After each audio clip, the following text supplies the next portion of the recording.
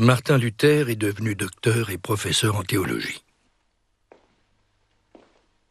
Un jour, relisant saint Paul, il trouve enfin la voix qui apaise son furieux combat intérieur et qui, comme il l'écrit, lui ouvre les portes du paradis.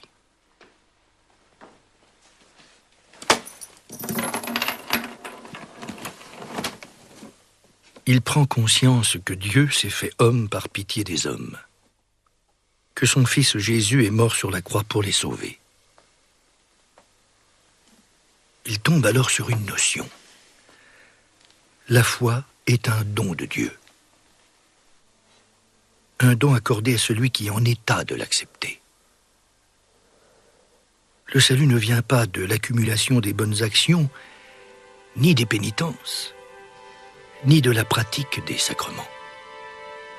Le salut surgit de la soumission à Dieu. Le salut surgit de la confiance en la délivrance.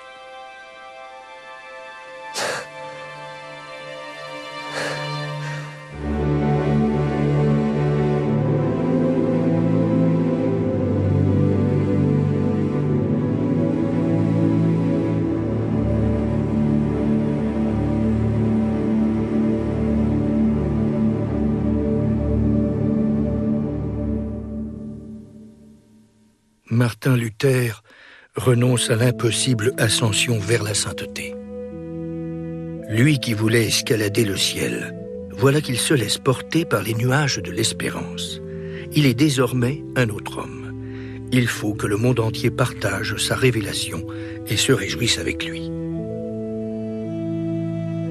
Cette découverte qui lui apporte la paix, Luther l'a faite par lui-même. Il écrit alors que l'interprétation de l'Évangile ne se dicte pas. Elle est affaire d'adhésion personnelle. Chacun doit s'imprégner de la parole et la laisser agir comme il l'entend, non d'après ce qu'en disent les prêtres. Il propose à ses frères allemands de passer d'un christianisme emprisonnant, souffrant, contracté, à un christianisme libre, serein, détendu.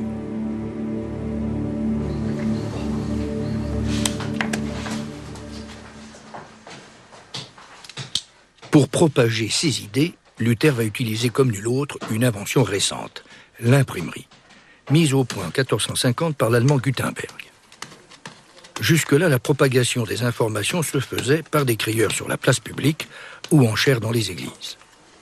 Jusque-là, aucun commun des mortels n'avait lu la Bible. Il n'avait accès à son contenu que par le prêtre. Désormais, la Bible est imprimée. Qui le veut peut donc la lire et l'interpréter par lui-même, comme Luther encourage à le faire. C'est avec Luther que l'imprimerie va pleinement commencer à jouer son rôle de moteur de la réflexion.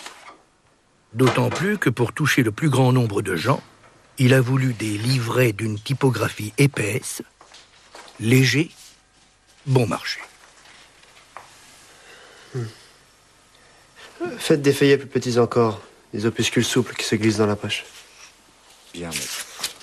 La hiérarchie religieuse se raidit face au message libertaire du moine. Mais il est écouté par des lettrés et adulé par ses étudiants.